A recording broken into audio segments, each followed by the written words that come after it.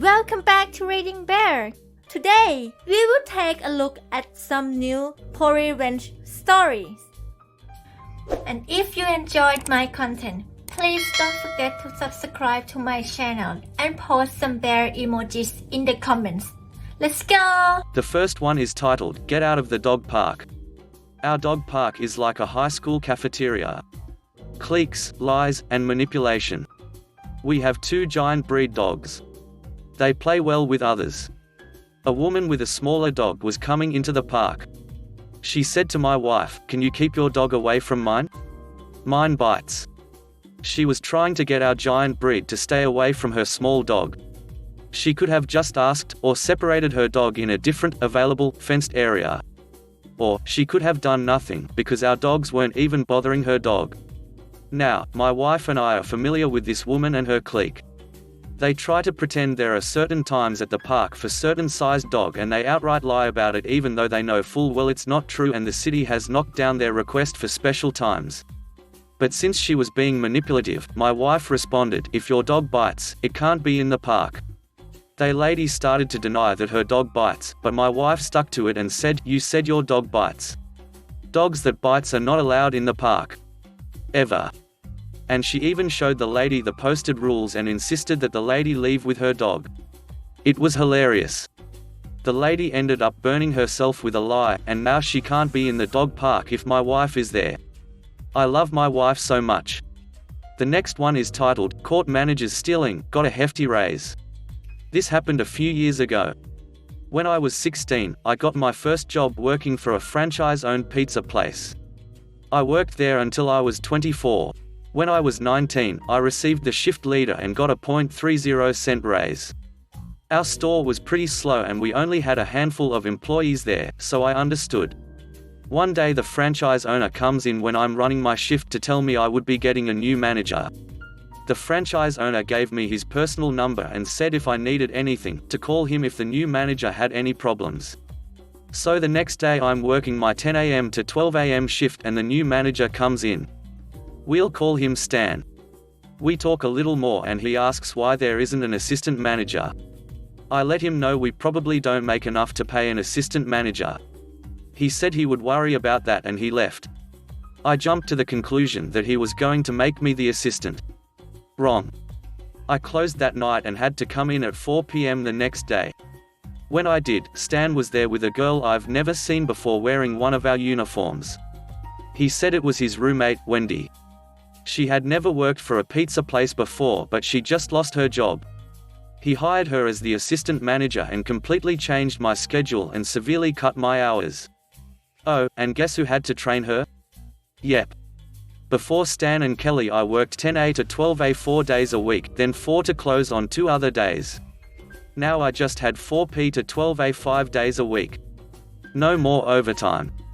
That severely hurt me financially but I sucked it up. This place was pretty much in my backyard and I loved my job before all this mess. The next couple of weeks are okay except we are coming up short every night that I close. Usually no more than $10 but that's a lot. And it was coming back on me because I'm the one who does the nightly inventory, paperwork, and deposits. I brought the shortage problem to Stan and he told me if it kept happening he would start taking it from my check. I had never stolen a penny from this place and I felt pretty attacked. He says he wasn't accusing me, just letting me know what he would have to do. I said fine. Every day from now on, when I close I want to do a shift change. A shift change is basically counting down the drawers, which would help figure out where the shortages are coming from. He agrees. The very next day I go in at 4 and start clocking in and all that fun stuff before Wendy leaves. I look at the order screen for the day to see how well we did for lunch, money-wise, and I notice something. It said at 12 a customer, just happened to be one of my regulars, called and ordered 10 pizzas for pickup. It said the order was cancelled. They had never cancelled before so I was concerned. Quick side note, I feel like I was being more of a manager than both of mine put together. By the way, I was in the back office counting the drawers, Wendy was covering the front. I pick up the phone and call the customer from earlier. I didn't ask why he cancelled. I asked how his experience was today since we had a new manager. He said it was fine except she needed to learn how to work the credit card machine. Apparently she told him she could only take cash. He said he left, went to the ATM and came back and paid $80 in cash for the pizzas. He said other than that, everything was fine. I asked to confirm and he said he most definitely didn't cancel. So here's one possibility. The credit card machine did go down and she could only accept cash, so she cancelled the order in the computer until he came back and paid, and she just forgot to ring it up again. That would be harmless. Instead I think she's stealing. I knew if I went to Stan he wouldn't do anything about it, so I call our franchise owner, Eric. I ask his opinion and he said he thinks I'm right. So he tells me what to do. First, I wasn't allowed to say a word about it to Stan or Wendy. He said let Wendy leave and finish out the day as usual. He said if she's not stealing, you will come up 80 over at the end of the night. If she's stealing, we should break even. I finished counting. We were $1 short. Side note again, if this is hard to follow, I'm so sorry. The next day is when the magic happens. I go in at 4 as usual. Wendy is there waiting for Stan to pick her up. Then Eric walks in. He tells her to follow her to the office and tells me to send Stan back when he gets here. Stan comes in and asks why Eric is there. I shrug and tell him he's wanted in the office. Maybe 20 minutes later, Stan walks out, brushes past me and gets in his car. Wendy comes out next and tells me she hopes I'm happy. Eric hadn't come out of the office yet, so I went back there to talk to him. He said in 3 weeks they stole over $1,000 between them and he would have never known if it wasn't for me. He then says, "Oh, you're the new assistant manager, I'm gonna give you 13 per hours and we will consider more after a preliminary period." 13 per hours. I was making 8.50 before this. I stayed a few more years after this and left to do the mum thing. I actually miss it sometimes. Wendy and Stan Facebook stalked me for a couple months after. It was pretty hilarious. The next one is titled, I help someone get revenge on their gold digging butt and so. I worked as a front desk agent in a large luxury hotel chain for some years. One particular hotel I worked at was located really close to the downtown area, and so we got a large number of young, very wealthy, business people who loved to party. I usually worked the second and third shifts, which meant I got to see loads of drunken hookups, breakups, cheating, hookers, and more. This particular one though, this is one I will never forget. I was working at the desk when a group of young, well-dressed men come walking in. They've all clearly been drinking, but aren't so drunk that they can't walk right and hold a conversation. One of them comes up to me and tells me that while he and his friends were at the bar, a woman was hitting on him, and even though he told her no multiple times, she wouldn't stop. So he and his friends left, and it wasn't until they got in the Uber that he realized he didn't have his room key anymore. He thinks she took it and he's concerned that she may come up to his room. He asked that I deactivate his keys and if she does come up to the hotel to not let her in. When he was telling me all of this, it didn't sit right with me. He and his friends were all grinning about it and snickering amongst one another. Then he gave a clear description of her, without being asked. Told me height, body shape, hair color, and style, the kind of dress she was wearing. All while saying it in a mocking tone. Now, this could have easily been because he thought the whole thing was ridiculous or was too drunk to take it seriously, but it really didn't sound right to me. Either way, I did as I was trained in that situation. I pulled up his reservation, deactivated the keys as requested, made him a new set when he showed me his ID, and even offered to move him to a new room if that would make him feel more comfortable. He and his buddies all laughed a little at that and he declined, took the keys and they went to their room. About an hour or so later, the woman he described showed up. Now, by this point, my relief for the night had also shown up and was sitting at the front desk while I was in the back office counting down my cash drawer. I hadn't had a chance to tell him about the woman. Just as I'm walking out of the back office with my bag and about to leave, I see my coworker buzz the doors open and the woman comes rushing in, cuts through the lobby and down the hall to the elevators. She was barefoot, holding her heels in her hands, and knew exactly where she was going. I rushed up to him and told him what the man from before had told me about her. My coworker looked at me confused. He then pointed to the screen that had the reservation pulled up and told me that when the woman arrived, she went to use the room keys and they didn't work. So he asked for her room number and last name. She gave both and her name is on the reservation. I looked at the reservation and down in the notes, there was a woman's name listed. The man from before was listed as the primary, but her name was listed as secondary with his consent to be in the room.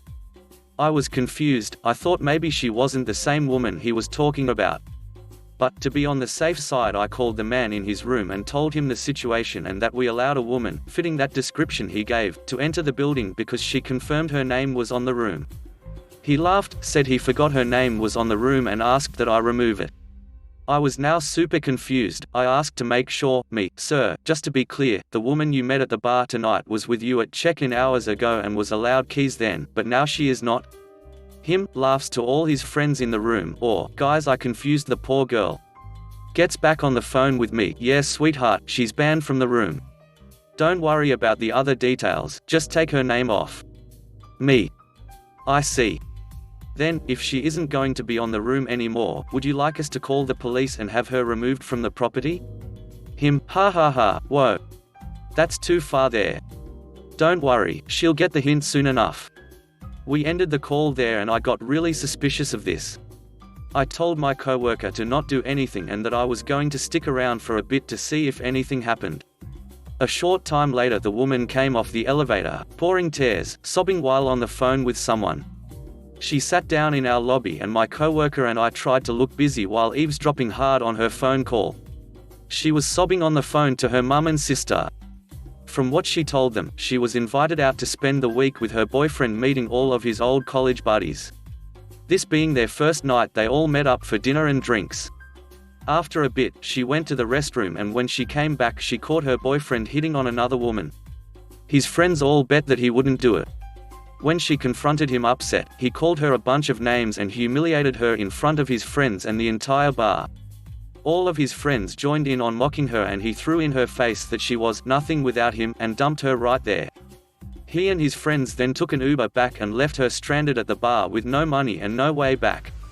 She then had to use her phone's GPS and walk back to the hotel from the bar, barefoot, she had heels, and walking 2 miles in those was not going to cut it.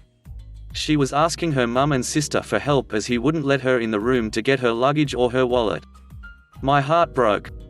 I felt horrible.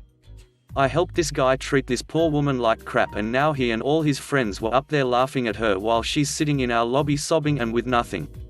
I went over to our snacks area in the lobby, grabbed her a bottled water, and brought it to her. I told her that I couldn't help but overhear the conversation and was very sorry for her situation and asked if she would like us to help. I informed her that if he was keeping her from getting to her things, we could call the police and have them force him to hand over her things so she could leave if she'd like. Or if she wanted to let her mum or sister pay for a room, we'd be happy to give her a very low rate in a room far from him. She thanked me, took the water, and tried to calm down and talk to me about what all was happening and what her options were. Eventually, we decided on her staying in the hotel for the night and figuring out the rest in the morning. As we make it to the desk, she asks me to try and run her credit card to see if it has enough on it for another room. I ask her what she means by another room and she tells me that she's actually paying for the room he's in. That his name is on the room because he booked it, but it's her card paying for everything. This intrigued me. I asked why she was paying for the room if it was in his name. She told me that she's the one with a job, not him. That he hasn't been able to find a job in his field since graduating from college and is essentially living off of his parents' money. But just after they started dating, his parents cut him off, so he's been living off of her money. That's why she was so upset and confused by how he had been acting all night. He was sweet and doing everything for her back home, but since he met up with his friends he did a 180 and hasn't been the same guy the entire time. I wanted to tell her that it was obvious he was using her for the money and that he would probably blame his friends for all of this and try to get back with her later on. But I doubted she would have listened to me or cared for a complete stranger to butt in on her personal life like that. So instead, I offered up a sweet piece of revenge. I informed her that, considering she's the one paying for the room, if she can confirm that it is her card on file with some sort of photo ID and verify the last 4 digits of the card number, that's honestly all this hotel company required, then she could, if she wanted to, throw him out of the room and keep it all to herself. But, considering how poorly her night has been, if she were indeed able to prove she is the one paying for the room, then I'd be more than happy to provide for her the biggest luxury upgrade we offered at our property. Largest suite we had, full hotel amenity access. I'd even have my coworker fish out a bottle of champagne and some fresh strawberries for her to have sent to her room. All free of charge. She was taken aback by the offer and was very sincerely tempted. She looked like she was about to say no. Then I told her that since she would be upgrading her room, that would require moving her things from that room and into her new one. Which mean the room that she is currently listed in would need to be vacated immediately. If anyone were to remain in the room after we have demanded it be vacated, we are required to have them escorted off the property or they pay for the room. Their choice. She then thought about it, pulled up her card's banking app and showed me the screen. It had a photo of her, her full name, the card's full number, and the hold from our hotel for the room. She asked if that worked. It was good enough for me. I quickly upgraded her, moved everything over in the system, and before I could say a word to my coworker, he was already grabbing a set of master keys, a bell card, and was asking her what her luggage looked like since he would be the one retrieving it for her to deliver to her room. He didn't want her to have to deal with her ex again. She smiled and told him which ones were hers and that she hadn't unpacked yet. My coworker runs down to the elevators and up to fetch her things, while I make her a new set of keys and send her off to her new room. Once she's on the elevator, my phone at the desk starts ringing. It's the ex-boyfriend and he's very angry about why my coworker has entered the room and is taking her things. I calmly explain that I cannot give out the private information of any of our guests and that if he would like to remain in his room he will need to pay for it as there is no longer a method of payment on his room. He blew up.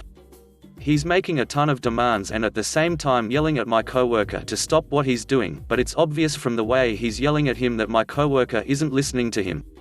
I can even hear the guy's friends telling him to chill out and just pay for the room. I then explain that we will give him a courtesy 10 minutes to make a decision. At which point, if he doesn't have payment ready then he must vacate the building or we will be forced to call the authorities and have him evicted. He continues to yell at me. He screams, swears, threatens, and yells for a solid minute before taking a breath. I then tell him he has 9 minutes remaining and asks if he has come to a decision yet. He hangs up on me. 9 minutes later I call the room and he doesn't answer. I call again, no answer. I call a third time, he picks up, then immediately hangs up.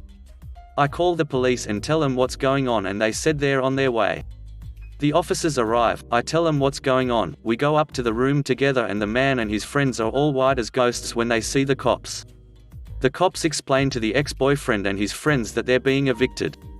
The ex-boyfriend starts trying to talk to me but the cops stop him and tell him to only talk to them. I told him about his attitude on the phone before. The friends are all offering to pay for the room at this point and the cops look to me and ask if that would be acceptable. I smile very sweetly and say no, and the cops nod and start rushing all of the guys to grab their things and leave the room. The ex-boyfriend is the last one out the door carrying his 2 bags and complaining that he isn't even given a luggage cart and has to carry his own things. His friends all look upset. I go with the officers to escort all of them out of the building and run into my coworker in the lobby. He waits until they're all outside in the parking lot to tell me that the woman is in her new room, loves it, and said no to the champagne, she just wanted to sleep. I didn't get to see her before she left town the next day, but the ex-boyfriend did try calling our hotel to complain a number of times and even tried leaving some bad reviews of us online and lied through all of it. I hope she doesn't have to ever deal with him again. The last one is titled, Real Estate Agent Raises the Price of House After We Already Paid Our Application Fee. My girlfriend and I were looking for a place to live in a new city where she had just accepted an internship that didn't pay but would hopefully open big opportunities in the future. I travel for work so it's easy for me to live anywhere. We looked and looked but there was nothing in our price range so we increased a few $100s and finally found a house. It was a bit pricey for what it was, but we weren't finding any better places. The lease term was written as 1 or 2 years. We went ahead and submitted an application, which we were pretty confident about since we have good credit, and my job pays pretty well. We specified that we wanted the 1-year lease as her internship was only 1 year long. So a few days go by and we hear back from the agent, our application was accepted but the owner wants $150 more rent than was advertised, per month, since we were only wanting to sign the 1-year lease. I mentioned that it seemed unfair that she had taken our $100 application fee before telling us about this price increase, but I kept it pretty civil since I didn't want to burn a bridge for the only viable option we had. She assured me condescendingly that this was perfectly legal and that the owner was entitled to it since he might have to go through the rental process again in a year, and since the rental market was so tight, they could do whatever they wanted, and she was right. We had no other options. So I told her that I was sorry and that I would call her back after discussing with my girlfriend. We were so frustrated. The place was so expensive for what it was, especially considering the condition that it was in. It really was tiny. The bedrooms were about 10 feet by 10 feet, which made me feel a little claustrophobic, and the walls were very dirty from the former tenants who apparently had a couple big dogs living inside. There was literally dirt and grease smeared around the walls on the entire interior at about the height of a large dog.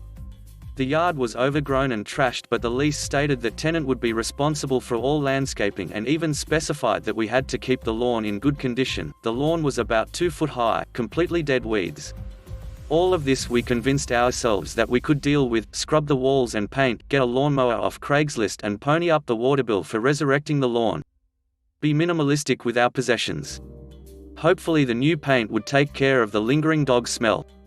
We had paid $50 each for the application fee and now felt as if we had been bait and switched, but had no other good options, and our deadline was coming up fast.